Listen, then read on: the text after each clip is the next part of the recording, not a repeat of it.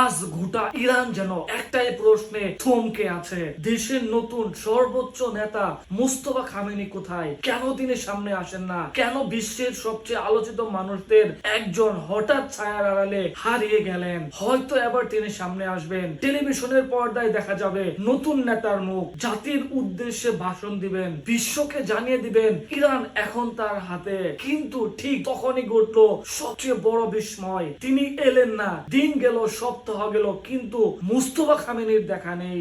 রাষ্ট্রীয় টিভিতে তার নামে বিবৃতি প্রচার হলো, তার পক্ষ থেকে কঠোর বার্তা পাঠানো হলো, কিন্তু মানুষ শুধু কণ্ঠ শুনলো, মুখ দেখলো না। সূত্র বলছে আলী খামেনির মৃত্যুর আগেই এক ভয়াবহ হামলায় মুস্তফা খামেনি আহত হয়েছিলেন। বিস্ফোরণের আগুনে তার পা ক্ষতিগ্রস্ত হয়, মুখে গুরুতর আঘাত লাগে। সেই রাতের পর থেকেই তাকে কঠোর নিরাপত্তা বলয়ে সরিয়ে নেওয়া হয়। তেহরানের নিচের গোপন বাংকারে, পাহাড়ে ঘেরা সামরিক কমপ্লেক্স কিংবা এমন কোন নিরাপদ স্থানে যেখানে পৌঁছানো প্রায় অসম্ভব। কারণ ইরানের শত্রুরা জানে একজন সর্বোচ্চ নেতাকে হারানো মানে পুরো রাষ্ট্রকে কাঁপিয়ে দেওয়া। কিন্তু শুধু নিরাপত্তায় কি কারণ, নাকি এর পিছনে আছে আরো গভীর খেলা? মুস্তফা খামেনি কখনোই জনতার নেতা ছিলেন না, তিনি ছিলেন সিস্টেমের মানুষ।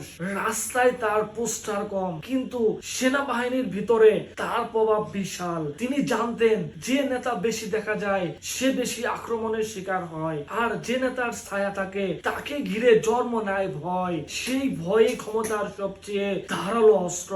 ইসলামিক রেভলিউশন গার্ড IRGC আজ ইরানের সবচেয়ে শক্তিশালী শক্তি।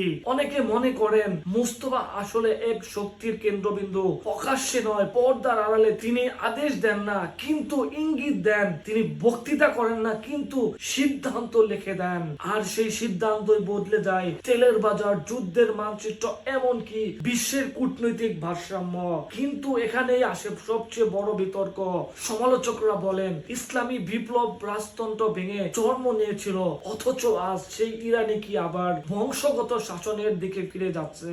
বাবা থেকে ছেলে ক্ষমতার এই উত্তরাধিকারী কি বিপ্লবের আত্মাকে হত্যা করছে না? অনেক ধর্মীয় আলেমও প্রশ্ন তুলছেন মুস্তফা কি সত্যি সেই ধর্মীয় মর্যাদা রাখেন যা একজন সর্বোচ্চ নেতার থাকা উচিত? এই প্রশ্নের উত্তর দিতে তার সমর্থকরা বলেন এটা কোনো পারিবারিক উত্তরাধিকারী নয়, এটা প্রয়োজনের রাজনীতি। যুদ্ধের সময়ে ইরানের দরকার ছিল এমন একজন মানুষ যিনি আপোষ করবেন না, এমন একজন যিনি জানেন সিস্টেম কিভাবে চলে, এমন একজন যিনি দুর্বলতা নয় কঠোরতার প্রতীক। মুস্তফা সেই মানুষ। তার প্রথম দিকের বার্তাগুলো ছিল আগুনের মতো কঠিন, কিন্তু জানিয়ে দেন পারমাণবিক কর্মসূচি থামবে না, ক্ষেপণাস্ত্র শক্তি কমবে না, স্টেট অফ হরমুজের ইরানের নিয়ন্ত্রণ অটুট থাকবে।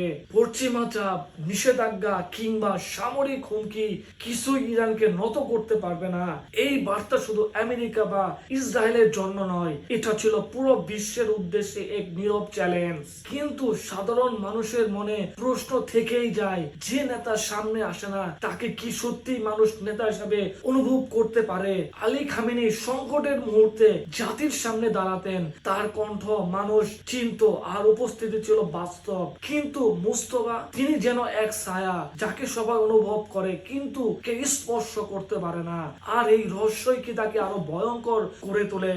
ভাবুন, এমন একজন মানুষ যিনি সংবাদ সম্মেলনে আসেন না, আন্তর্জাতিক সফরে যান না, বড় জনসভায় দাঁড়ান না, তবুও তার এক ইশারায় যুদ্ধ শুরু হতে পারে, তেলের দাম আকাশ ছুঁতে পারে, অথবা পুরো মধ্যপ্রাচ্য আগুনে জ্বলতে পারে। তিনি দৃশ্যমান নন, কিন্তু তার সিদ্ধান্তের অভিঘাত পুরো পৃথিবী অনুভব করে। তাহলে মুস্তফা খামেনি এখন কোথায়? হয়তো তিনি তেহরানের কোনো অতি সুরক্ষিত বাংকারে বসে মানচিত্র দেখছেন, হয়তো সামরিক কমান্ডারদের সঙ্গে গোপন বৈঠকে ব্যস্ত, হয়তো চিকিৎসাধীন, আবার হয়তো তিনি ঠিক সেখানেই আছেন যেখানে সবচেয়ে শক্তিশালী মানুষরা থাকেন, ক্যামেরার বাইরে, আলো থেকে দূরে, কিন্তু ক্ষমতার একদম কেন্দ্রে। কারণ ইতিহাসের সবচেয়ে বিপজ্জনক শাসকরা সব সময় মঞ্চে দাঁড়িয়ে থাকেন না, অনেক সময় তারা পর্দার আড়ালেই বসে পুরো নাটকের স্ক্রিপ্ট লিখে দেন। মুস্তফা খামেনি শুধু একজন সর্বোচ্চ নেতা নন, তিনি এখন এক রহস্য, এক ছায়া, এক অদৃশ্য ব্যক্তি।